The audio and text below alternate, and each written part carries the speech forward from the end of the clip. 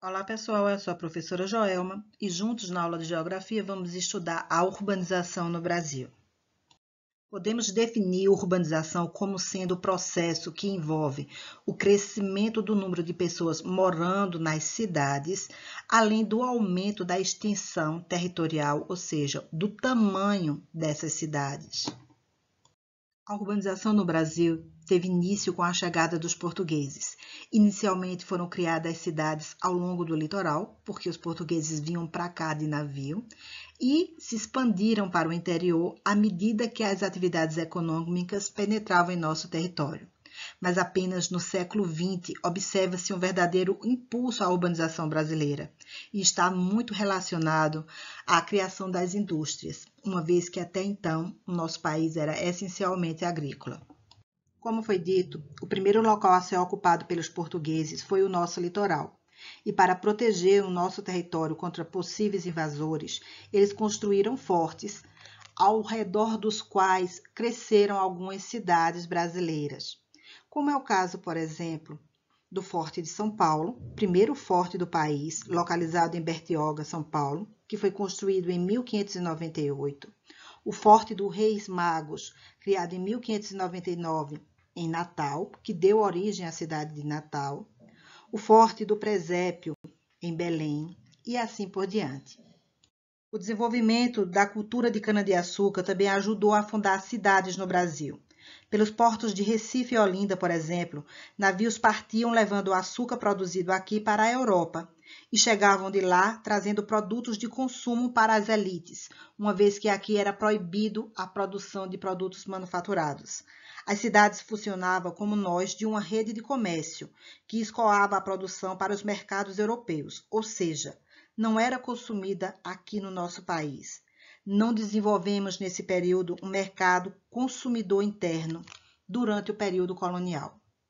Atividades como a criação de gado aqui no Nordeste, a mineração e o café no Sudeste criaram diversas cidades no interior do nosso país. No século XVIII, a descoberta de ouro e de pedras preciosas, especialmente o diamante, criou uma verdadeira onda migratória para as regiões mineiras, de portugueses, de negros e de moradores da área litorânea do Brasil.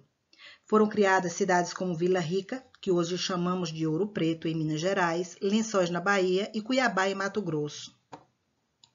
Outro momento importante no processo de formação das cidades foi a introdução do café, principalmente nas terras dos atuais estados de São Paulo e Paraná. As cidades foram surgindo conforme avançava a cultura do café, pois nela ocorriam atividades comerciais. O plantio era feito sem preocupação de conservar os solos, o que acabava levando ao esgotamento da terra. Os fazendeiros, então, passavam a desmatar novas áreas para o plantio. Esse movimento ficou conhecido como Frente Pioneira e originou cidades a partir do século XIX. Para transportar o café até os portos de Santos, de onde esse café partia para a Europa, foram construídas ferrovias. Essas ferrovias deram origem a várias cidades no interior do estado de São Paulo, como é o caso de Araçatuba. Com o fim da escravidão, chegaram diversos grupos de imigrantes para substituir a mão de obra escrava nas lavouras de café, principalmente os italianos. Eles se tornaram trabalhadores assalariados, isso é, recebiam um salário pelo seu trabalho. E eles trouxeram consigo hábitos de consumo urbano, porque eles moravam nas cidades onde ele morava na Europa. A ampliação do mercado consumidor contribuiu para o início do processo de industrialização no país. Além disso, foi o dinheiro acumulado pelos cafeicultores que deu a possibilidade da implantação da indústria no Brasil. Cidades projetadas. Diferente das cidades que surgiram espontaneamente a partir de atividades econômicas, algumas cidades brasileiras eles vão obedecer a um projeto arquitetônico, com o objetivo de atender a alguma necessidade do governo, como a ocupação de uma área, por exemplo. Essas cidades projetadas, elas foram criadas para não terem determinados problemas urbanos, com áreas destinadas à moradia, comércio, entre outras atividades. Porém, no decorrer do tempo, algumas dessas cidades cresceram tanto que passou a ter problemas comuns às outras cidades brasileiras. Belo Horizonte, em Minas Gerais, Goiânia, em Goiás, e Brasília, no Distrito Federal, são exemplos de cidades planejadas pelo governo do Brasil. Paraná, Londrina e Maringá, elas surgiram da penetração no interior no século XX. A partir de 1970, surgiram cidades na Amazônia brasileira em decorrência da implantação de projetos agropecuários e da instalação e construção de usinas hidrelétricas. Ao longo do século XX, houve uma aceleração na urbanização brasileira pela combinação de dois fatores principais: a industrialização no Sudeste, que atraía um grande contingente de pessoas para trabalhar nas indústrias, principalmente de São Paulo e Rio de Janeiro, e pela modernização do campo, que expulsava a população da zona rural, pois grande parte deles foi desempregada. A modernização da agricultura inseriu o uso de máquinas na produção agrícola e, consequentemente, a dispensa de boa parte dos trabalhadores. Além disso, houve também o cultivo com sementes especiais, a introdução de adubos e de correção do solo, que aumentavam a produtividade. Boa parte dos trabalhadores que investiram em maquinários, em compra de adubos, eles se endividaram com o banco e, sem ter a possibilidade de pagar essas dívidas, eles perderam suas terras. Devemos salientar também que na década de 60, o Nordeste especificamente estava passando por uma grande seca. Todos esses fatores juntos, eles resultaram no grande êxodo rural, principalmente saindo do Nordeste brasileiro para a região do Sudeste, onde havia maior quantidade de ofertas de trabalho. O êxodo rural, causado pela modernização do campo, junto com o crescimento demográfico, que também contribuiu para a urbanização, causaram um rápido crescimento das cidades, que por essa razão cresceu de forma desorganizada. Atualmente, a maioria da população brasileira se encontra nas áreas urbanas. De cada 10 brasileiros, 8 moram em cidades. É claro que as cidades não são iguais, elas apresentam variações tanto de tamanho quanto em quantidade de habitantes. O IBGE passou a adotar a densidade demográfica como principal critério para classificar o território como um espaço urbano ou um espaço rural. Ele considera também a localização em relação aos principais centros urbanos e o tamanho da população. Por essa análise, o Brasil tem 76% de sua população morando nas cidades, porém, as áreas rurais elas são maiores, tendo 60,4% dos seus municípios nas áreas rurais. Para alguns geógrafos, o total de habitantes não é suficiente para classificar as cidades. Eles consideram o papel que a cidade exerce no comando de atividades que envolvem outras cidades ao seu redor.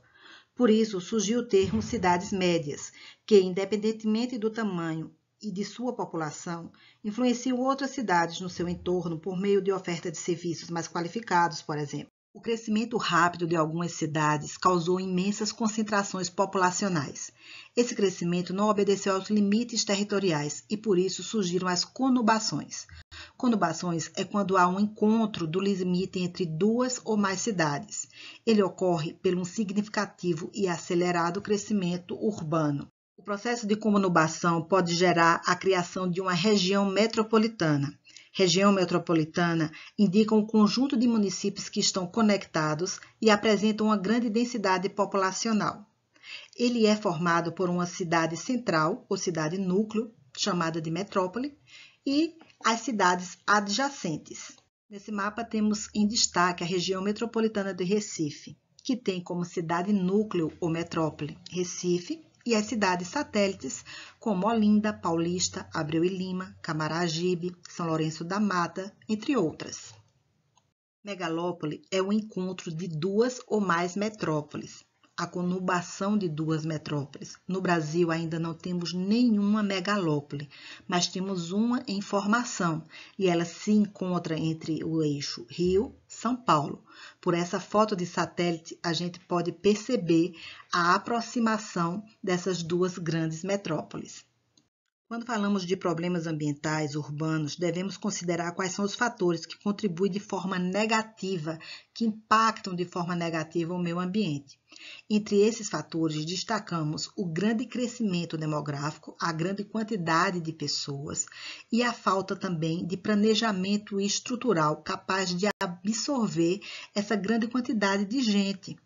Esses são os principais causadores de problemas ambientais urbanos.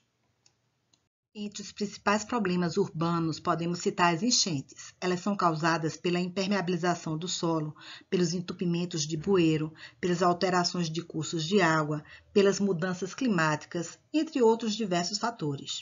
Outro grave problema é o lixo urbano. O crescimento da população urbana aumentou demais a produção de lixo, que sem o tratamento adequado muitas vezes é deixado em lixões, em cursos de água, são queimados ou jogados em terrenos baldios, e eles podem causar impactos ambientais severos nos solos, nas águas e até mesmo no ar.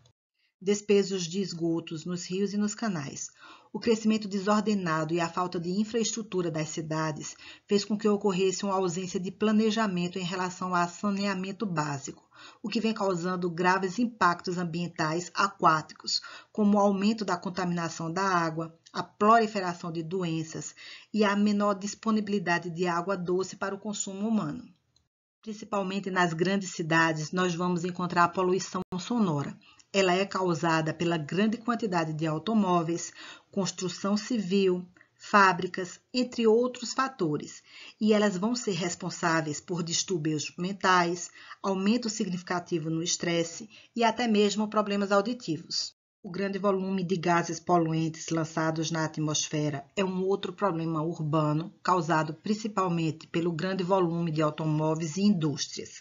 Eles podem causar o efeito estufa, a chuva ácida e as ilhas de calor, principalmente devido à grande quantidade de gás carbônico. Além dos problemas ambientais, podemos encontrar problemas sociais nas cidades. Parte da população que vive nas cidades brasileiras tem moradia digna e associada a serviços como coleta de lixo, de esgoto, água encanada, energia elétrica, mas isso não está ao alcance de todos. Grande parte das cidades brasileiras, em especial nas grandes cidades e nas metrópoles, podemos encontrar favelas, cortiços e moradores de rua, que habitam terrenos públicos ou moram embaixo de ponte. Isso é causado pelo alto preço dos terrenos e também dos aluguéis, que leva grande parte da população que não tem dinheiro para pagar a morarem em condições extremamente precárias. Isso é a chamada segregação urbana, a separação por áreas da cidade de acordo com a renda, com fatores culturais, históricos e até raciais. A rede urbana brasileira. Conforme cresce, as cidades passam a estabelecer relações econômicas, políticas e culturais entre si. Com isso, formam-se as redes urbanas, que são conjunto de cidades interligadas por meio de fluxos de pessoas, mercadorias e informações. As relações entre as cidades de uma rede urbana dependem do porte e da função que cada uma apresenta. Como existe uma variedade de serviços, mercados e infraestrutura, os fluxos entre as cidades se orientam de acordo com o tipo de hierarquia urbana.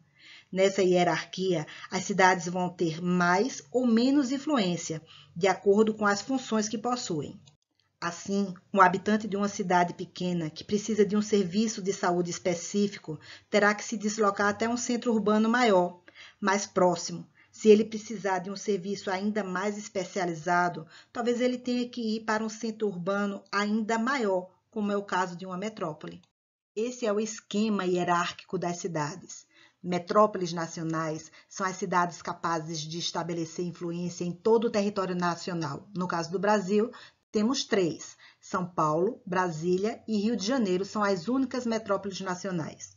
Metrópoles regionais são as cidades que oferecem serviços e bens de consumo mais sofisticados, como hospitais, serviços especializados, universidades, grandes shopping centers, etc., mas que possuem um raio de influência menor que os das metrópoles nacionais. Aqui entram as áreas metropolitanas, como Curitiba, Belo Horizonte, Porto Alegre, Salvador, entre outras. Centros regionais são cidades cuja área de influência dificilmente ultrapassa o limite dos estados e que também sofre polarização de outros centros urbanos. Oferece bem de serviços que se assemelham ao das metrópoles regionais, porém com menos especialização. Já as cidades locais são cidades de pequeno e médio porte que possuem áreas de influência menor, composta apenas por pequenas cidades e vilas, e que oferecem serviços mais simples e bens de consumo, apenas aqueles básicos usados no dia a dia.